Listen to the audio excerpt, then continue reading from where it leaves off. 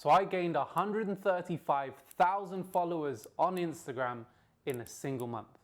Here's how I did it.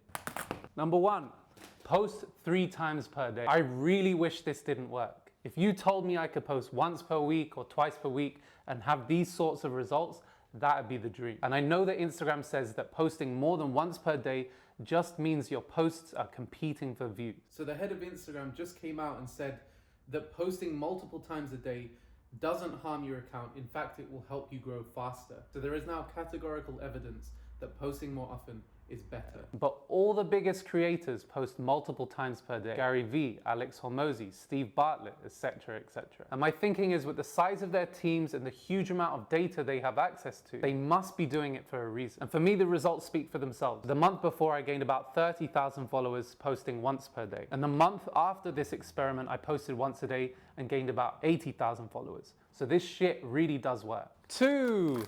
Packaging above all else. Though no one speaks about it, the packaging matters much more than anything else. Pretty much every idea has already been done. Thousands and thousands of other creators have spoken about the importance of sleep or how to make $10,000 a month. If you deliver the same information in the same way, you're competing for the same views. But when you create a unique delivery system, a unique packaging or format, then there's no competition and you get crazy views. Here's an example from my account. Steal these viral hooks.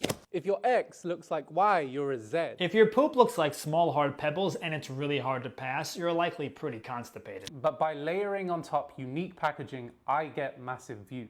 3, make it simple. Make universal content. Symbols over words, simple over complex. I studied the biggest accounts on Instagram and they all have one thing in common. They either don't speak at all, or if they do speak, it's grade 5 level or below. And all of these creators rely heavily on non-verbal communication. So images, symbols, facial expressions, sound effects. By doing this, they make their content universally loved. Now, I'm not telling you to make quantum physics videos non-verbal. I'm just telling you to lean on images and symbols and to bring down the grade level of your content. If you make your content more universally understood and loved, you'll not only make it more accessible to non-native speakers and those outside your niche, you'll also make it more engaging and memorable for those within your niche. Number 4, no pride, no post. If you have 5 hours to make a piece of content, 3 should go into the ideation and packaging and the scripting, and just 2 should go into the edit. But most people skip on packaging altogether, spend about 2 minutes on the idea,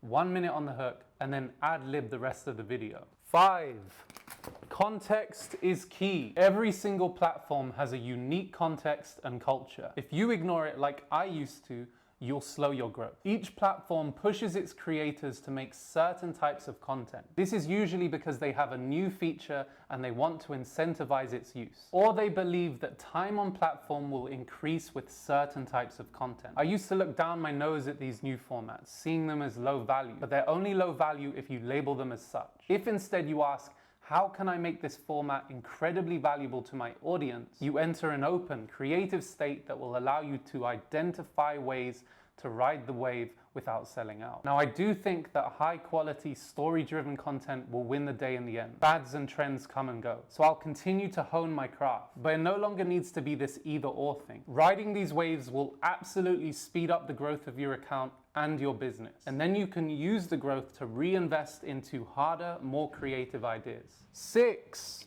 ignore your niche. Looking at creators in your niche is a great way to get started, but very, very quickly it caps your growth because you're competing for a smaller and smaller share of the pie as all the creators in your niche start to copy each other. Truly original content has no competition. So when looking for inspiration, look outside your niche. Use the books that you read and podcasts that you listen to and chats that you have as ideas for content. Connect the dots between the seemingly unrelated. Try and find ideas outside your niche that can apply within your niche. And when you are original, you grow much, much faster. 7, visual is greater than text and text is greater than verbal. All the best creators rely heavily on visual hooks because we process images 60,000 times faster than we process words. This is particularly important in your hook. Here's a video of me explaining this a few weeks ago. I've studied thousands of viral hooks and discovered a formula you can steal. And guess what? The most important thing isn't what you say. When you've got just 2 seconds to convince someone whether to keep watching or not, It's time to get the scissors out. All right, let's say this is your video's hook. Whoa, this is the craziest tip for skiers hitting the slopes this winter. Impress your friends with this. It's called Big Twister, and it looks like this. Here's the issue. Most people decide whether or not they're gonna stick around in the first 2 seconds. So if you take 8 seconds to explain your point, they're already gone. Now, if we do this instead and have these on top of each other instead of side by side, now we have a crazy value stack that happens in 2 seconds or less. This is the Big Twister. You see how quickly this captures attention and makes people way more likely to stick around. Now I've told you about it, you're gonna see it everywhere. Number 8, social hacking and trendjacking. You don't need to get your own audience. You can just steal it from others. Social hacking is when you talk about a famous company or person in order to draw in their audience. Whilst trendjacking is when you hop on something new happening in culture or the news and ride that wave of attention. These two things are possibly the easiest and most powerful way to go viral when you're a smaller account.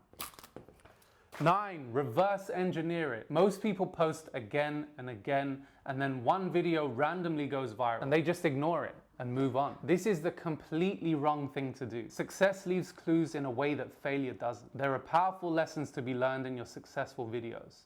So go back to them, go frame by frame and try and reverse engineer why they work. Then turn those ingredients into a viral template. Then you can just plug and play your new ideas into your viral format and away you go. And lastly, number 10, feel it. If you don't feel it, they definitely won't. Energy is conductive. And so whatever you feel, your audience will feel too. If you say, this was the worst moment of my life, then it will confuse people. What you say and how you say it need to be consistent. We need to see that you feel it or it seems weird or boring. And those are the 10 strategies I used to gain 135,000 followers in just a month. And not in some sexy niche. I talk about social growth. And if I can do it in a niche like that, then if you're talking about food or comedy or music or dance or mindset or business or how to make money or anything like that, you're definitely going to be able to get way more views. And that is how I gained 135,000 followers in a single month. If you have any questions at all, ask them below and I'll answer every single one of them.